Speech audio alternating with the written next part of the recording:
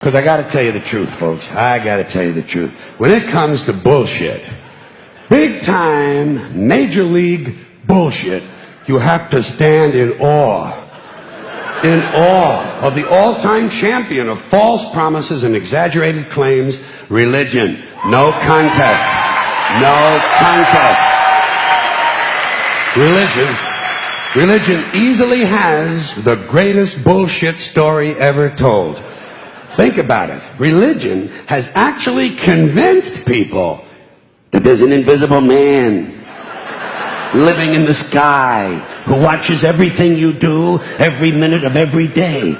And the invisible man has a special list of 10 things he does not want you to do. And if you do any of these 10 things, he has a special place full of fire and smoke and burning and torture and anguish where he will send you to live and suffer and burn and choke and scream and cry forever and ever till the end of time. But he loves you. He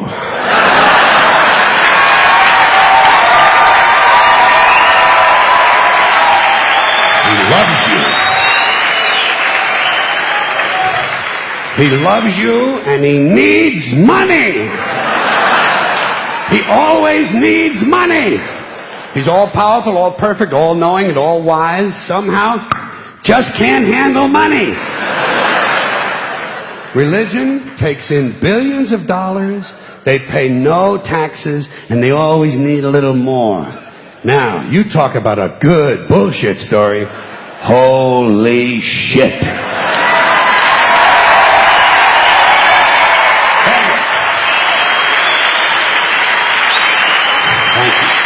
But, thank you very much. But I want you to know something. This is sincere. I want you to know, when it comes to believing in God, I really tried. I really tried. I tried to believe that there is a God who created each of us in his own image and likeness, loves us very much, and keeps a close eye on things. I really tried to believe that, but I gotta tell you, the longer you live, the more you look around, the more you realize something is fucked up. Something is wrong here. War, disease, death, destruction, hunger, filth, poverty, torture, crime, corruption, and the ice-capades. Something is definitely wrong. This is not good work. If this is the best God can do, I am not impressed. Results like these do not belong on the resume of a supreme being. This is the kind of shit you'd expect from an office temp with a bad attitude. And just between you and me, in any decently run universe, this guy would have been out on his all-powerful ass a long time ago. And by the way, I say this guy because I firmly believe, looking at these results, that if there is a God, it has to be a man. No woman could or would ever fuck things up like this.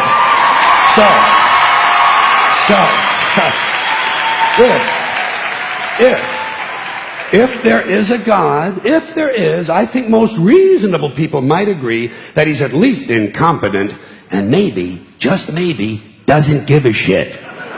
Doesn't give a shit, which I admire in a person and which would explain a lot of these bad results. So rather than be just another mindless religious robot, mindlessly and aimlessly and blindly believing that all of this is in the hands of some spooky, incompetent father figure who doesn't give a shit, I decided to look around for something else to worship, something I could really count on. And immediately, I thought of the sun. Happened like that. Overnight, I became a sun worshiper. Well, not overnight. You can't see the sun at night. The first thing the next morning, I became a sun worshiper. Several reasons. First of all, I can see the sun. Okay? Yeah. Unlike some other gods I could mention, I can actually see the sun. I'm big on that. If I can see something, I don't know, kind of helps the credibility along, you know?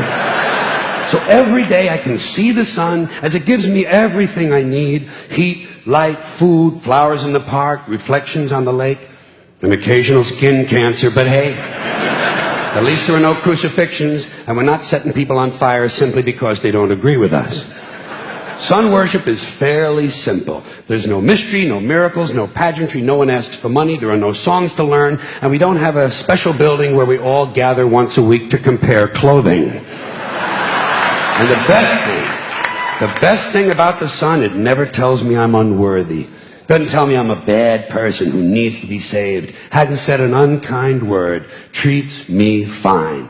So, I worship the Son. But I don't pray to the Son. Know why? I wouldn't presume on our friendship. It's not polite. I've often thought people treat God rather rudely, don't you? Asking trillions and trillions of prayers every day, asking and pleading and begging for favors. Do this, give me that, I need a new car, I want a better job. And most of this praying takes place on Sunday, his day off. It's not nice, and it's no way to treat a friend. But people do pray, and they pray for a lot of different things. You know, your sister needs an operation on her crotch. Your brother was arrested for defecating in a mall. But most of all, you'd really like to fuck that hot little redhead down at the convenience store. You know, the one with the eye patch and the club foot. Huh? Can you pray for that? I think you'd have to. And I say, fine, pray for anything you want. Pray for anything. But what about the divine plan? Remember that? The divine plan. Long time ago, God made a divine plan. Gave it a lot of thought, decided it was a good plan, put it into practice. And for billions and billions of years, the divine plan has been doing just fine. Now you come along and pray for something. Well, suppose the thing you want isn't in God's divine plan. What do you want him to do? Change his plan? Just for you? Doesn't it seem a little arrogant? It's a divine plan. What's the use of being God if every rundown schmuck with a $2 prayer book can come along and fuck up your plan? And here's something else, another problem you might have. Suppose your prayers aren't answered. What do you say? Well, it's God's will. Thy will be done. Fine. But if it's God's will and he's going to do what he wants to anyway, why the fuck bother praying in the first place? Seems like a big waste of time to me. Couldn't you just skip the praying part and go right to his will? It's all very confusing. So to get around a lot of this, I decided to worship the Son. But, as I said, I don't pray to the Son. You know who I pray to? Joe Pesci. Joe Pesci. Joe Pesci. Two reasons. First of all, I think he's a good actor, okay? To me, that counts. Second, he looks like a guy who can get things done. Joe Pesci doesn't fuck around. Doesn't fuck around. In fact, Joe Pesci came through on a couple of things that God was having trouble with. For years, I asked God to do something about my noisy neighbor with the barking dog. Joe Pesci straightened that cocksucker out with one visit. It's amazing what you can accomplish with a simple baseball bat. So I've been praying to Joe for about a year now, and I noticed something. I noticed that all the prayers I used to offer to God and all the prayers I now offer to Joe Pesci are being answered at about the same 50% rate. Half the time I get what I want, half the time I don't. Same as God, 50-50. Same as the four-leaf clover and the horseshoe, the wishing well and the rabbit's foot. Same as the mojo man. Same as the voodoo lady who tells you your fortune by squeezing the goat's testicles. It's all the same, 50-50. So just pick your superstition, sit back, make a wish, and enjoy yourself. And for those of you who look to the Bible for moral lessons and literary qualities, I might suggest a couple of other stories for you.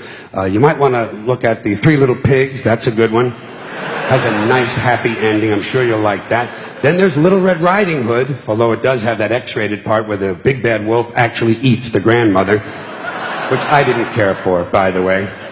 And finally, I've often always drawn a great deal of moral comfort from Humpty Dumpty. The part I like the best, all the king's horses and all the king's men couldn't put Humpty Dumpty back together again. That's because there is no Humpty Dumpty and there is no God. None, not one, no God, never was. In fact, I'm gonna put it this way. If there is a God, may he strike this audience dead. See, nothing happened. Nothing happened. Everybody's okay. All right? Tell you what. I'll raise the stakes. I'll raise the stakes a little bit. If there is a God, may he strike me dead. See? Nothing happened. Oh, wait. Got a little cramp in my leg. And my balls hurt. Plus, I'm blind. Oh, now I'm okay again. Must have been Joe Pesci, huh? God bless Joe Pesci. Thank you all very much. Joe bless you. Thank you very much. I appreciate it.